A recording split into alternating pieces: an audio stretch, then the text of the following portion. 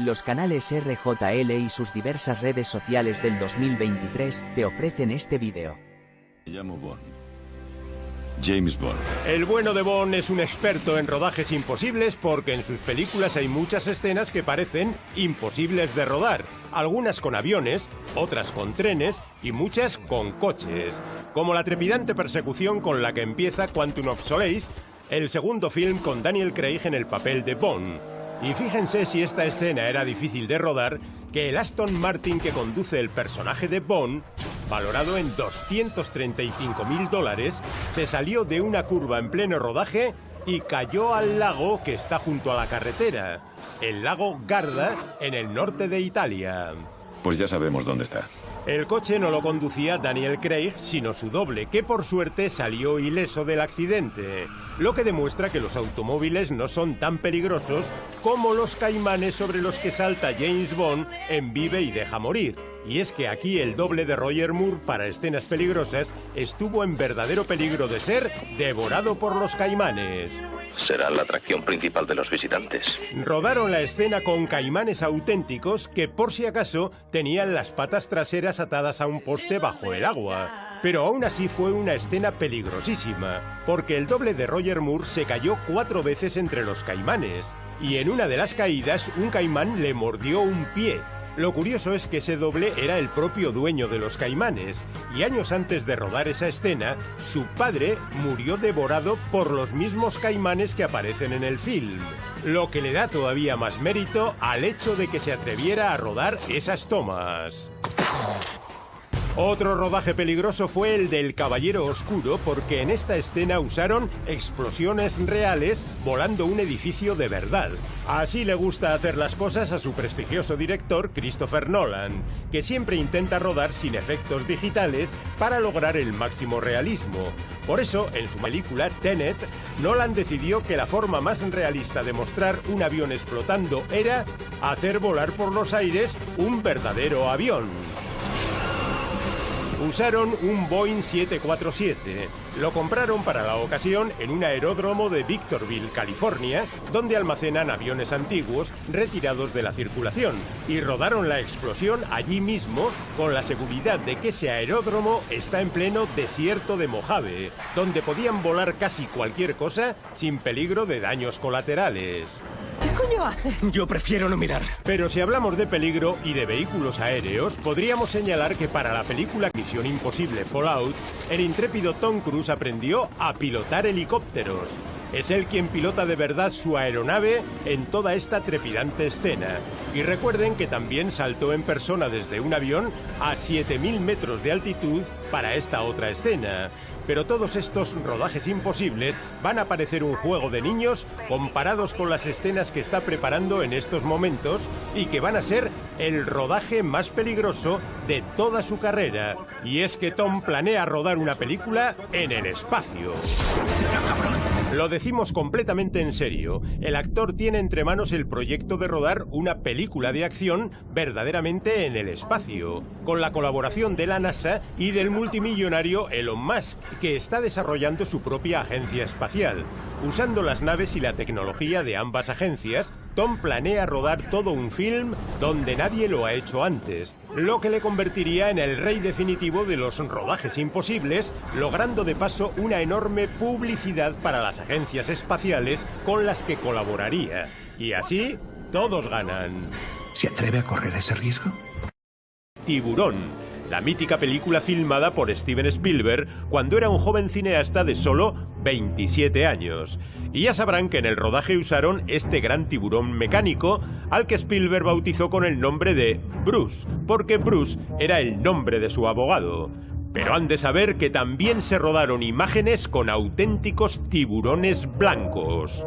¡El tiburón destrozará la jaula! ¿Tiene usted alguna otra solución? La mejor solución para filmar la escena de la jaula submarina fue usar auténticos tiburones blancos.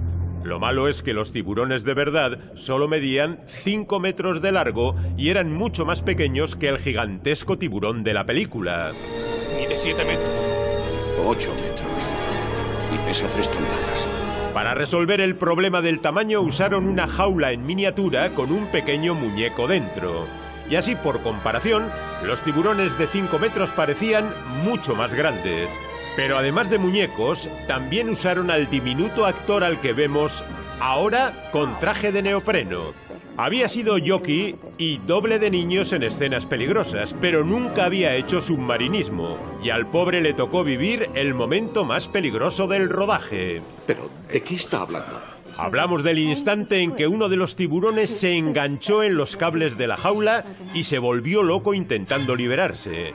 Por suerte la jaula estaba vacía en ese momento, ya que el pequeño buceador aún no se había echado al agua.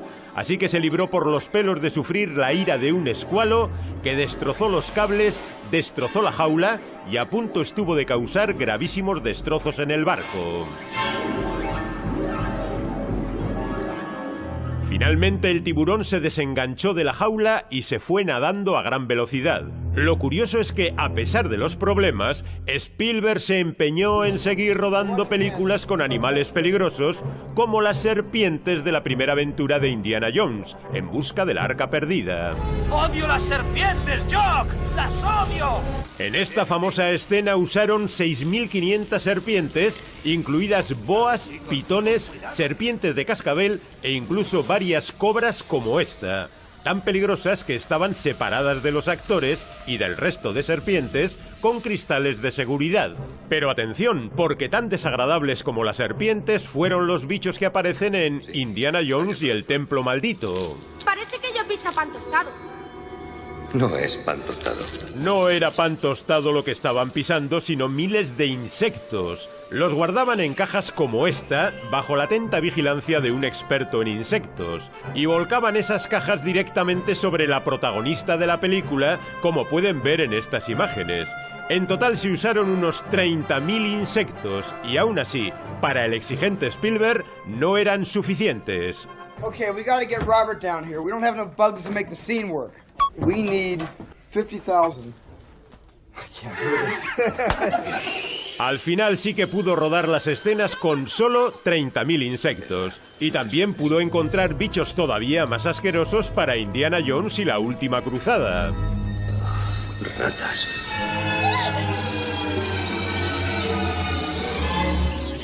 En el rodaje de la película usaron unas 10.000 ratas auténticas criadas en estos viveros. Y el único que no les tenía miedo era Harrison Ford, porque de niño este actor tenía ratas negras como mascotas y se llevaba muy bien con ellas.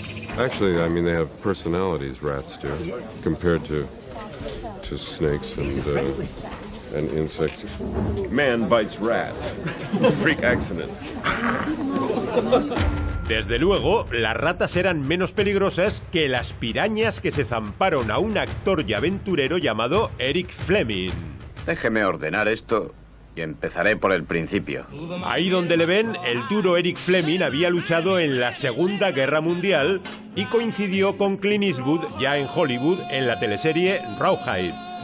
El éxito de la serie lanzó las carreras de los dos y mientras Eastwood rodaba westerns en Almería, Fleming se fue a rodar una película de aventuras a la selva de Perú, en las bravas aguas del río Huallaga. Y precisamente en ese río, con Fleming y otros actores subidos en una piragua, el actor perdió la vida de la manera más tonta. Más vale que haya tranquilidad. En vez de quedarse tranquilo, Fleming empezó a zarandear la piragua para bromear con el resto del reparto. Y por hacer el tonto, la piragua volcó. Los otros actores lograron alcanzar la orilla a nado, pero Fleming fue arrastrado por la corriente del río y tardaron 3 días en encontrar su cadáver, que estaba parcialmente devorado por pirañas. Pero tan peligroso como las pirañas era el animal que mató a Steve Irwin, legendario presentador de televisión, especializado en programas de fauna salvaje y al que muchos llamaban el cazador de cocodrilos. Nos encontramos aquí con el mundialmente famoso Dr. Dolittle, que es capaz de hablar con los animales. Vamos a acercarnos sigilosamente a intentar rescatar a este caimán desprevenido. Irwin compartió pantalla con Eddie Murphy en Dr. Dolittle 2, pero lo que de verdad le gustaba eran los documentales arriesgados en los que se acercaba más que nadie a toda clase de fieras verdaderamente peligrosas. Y su estilo atrevido sedujo a los telespectadores de 120 países de todo el mundo. ¡Ahora! ¡Joder, mi brazo! Pero de tanto arriesgarse, Irwin acabó encontrando la muerte víctima precisamente de uno de sus amados animales salvajes.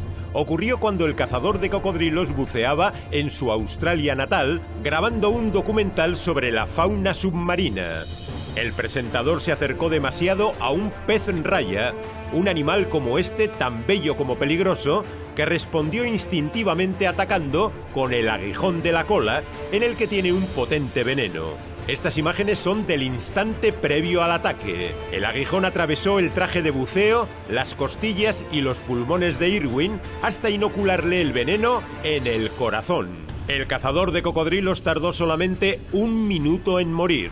Había cumplido 44 años, estaba casado y tenía 2 hijos.